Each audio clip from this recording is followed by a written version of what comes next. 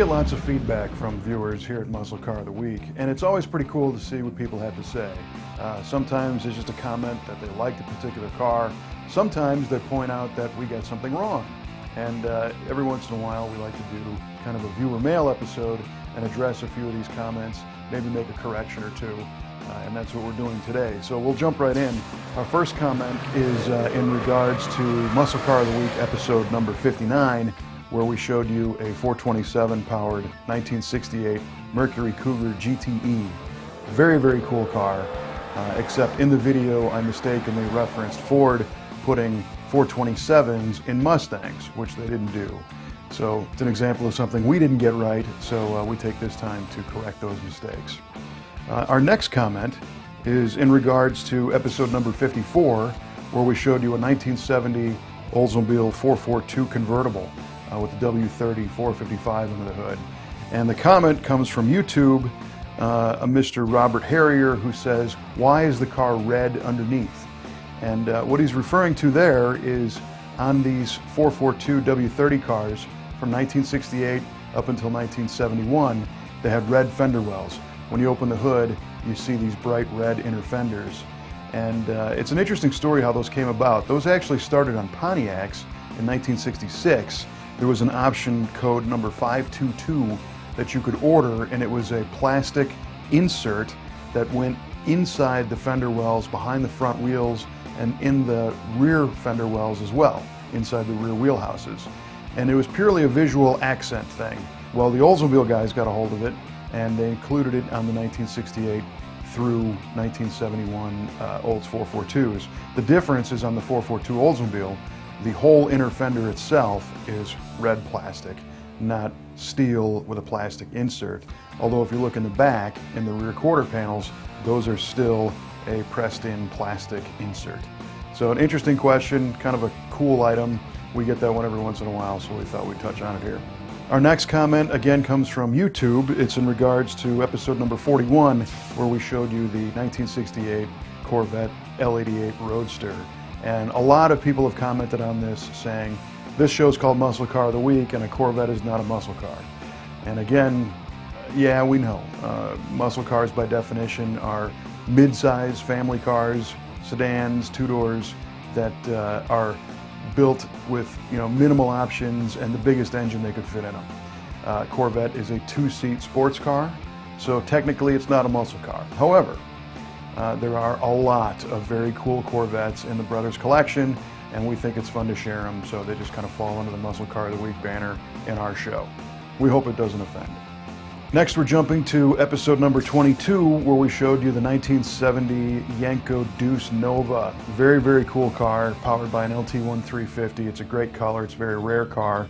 And an individual named H. Mack asked us what the curb weight is on a Yenko Deuce, and I believe these shipped at 3,450 pounds. So these were a very lightweight car, which helped them be extremely potent performers, even with the 350. Next, we go to a very recent episode, episode number 75, where we showed you a blue 1970 Buick GS 455 Stage 1 convertible car shot at the Muscle Car and Corvette Nationals. An awesome, awesome car. I'm a big Buick fan, and I screwed up and I said this thing made 360 horsepower and 500 foot-pounds of torque. In reality, that Buick Stage 1 made 360 and 510 foot-pounds. Our apologies to the Buick guys. Our next letter comes from somebody named C. Smith, and it's in reference to the green Dick Harrell 1970 Camaro. A very, very cool car, a super low mile, ultra low production car. And in the story, we pointed out that the original owner of this car went off to Vietnam, and by 73, 74, came back and never drove the car again. And there was some thought that the owner didn't come back from Vietnam, and that's why the car got stored. But to our knowledge, he made it out of Vietnam, just didn't drive the car very much after that. So just wanted to kind of clear up that story as we know it, as it pertains to that very cool Dick Harrell car. Okay, next we're going to jump all the way back to episode number 13, where we showed you a blue 1970 Boss 302 Mustang.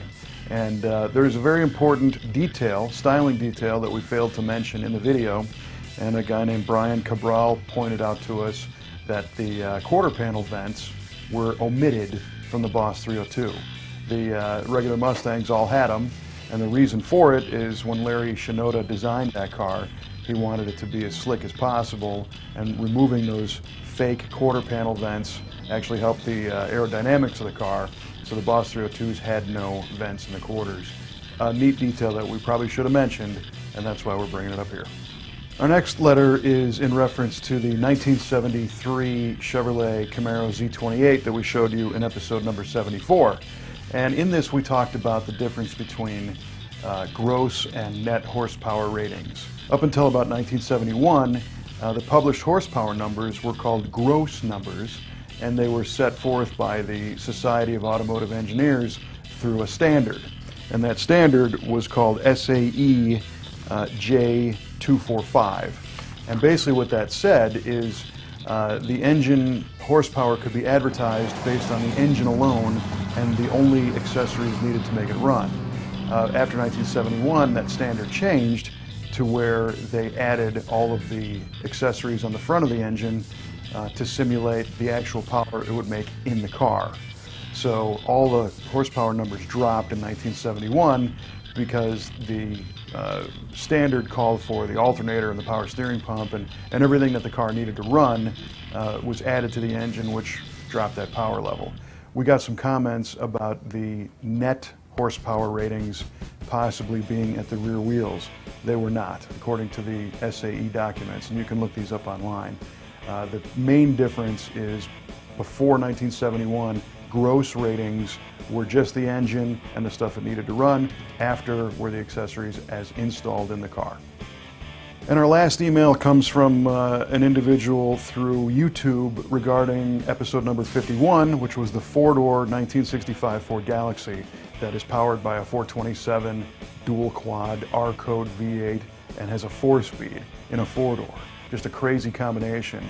And this was more of a comment where he said that a lot of cars back then, I mean, you could order anything you wanted, but they think a lot of these special cars, big engine stuff, were possibly ordered by executives at big companies because back in those days, if you were a big shot, chances are you just ordered whatever car you want and the company would pay for it if they were going to provide, you know, the bigwigs with company cars.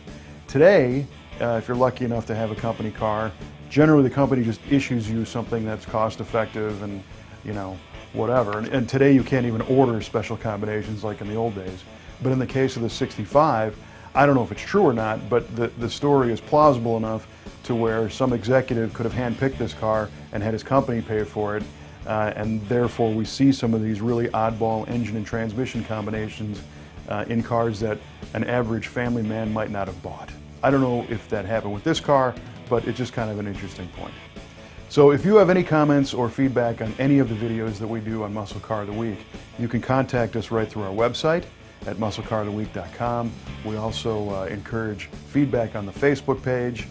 You can add comments there. And we have another couple avenues to where you can see Muscle Car of the Week, one of them being an iTunes app. Now you can go to your iTunes store and download the app, and it will play all of the Muscle Car of the Week videos, including the latest one, on your iPad or iPhone. It's pretty cool. And as always, thanks for watching, and we'll bring you another cool car from the Brothers Collection next week.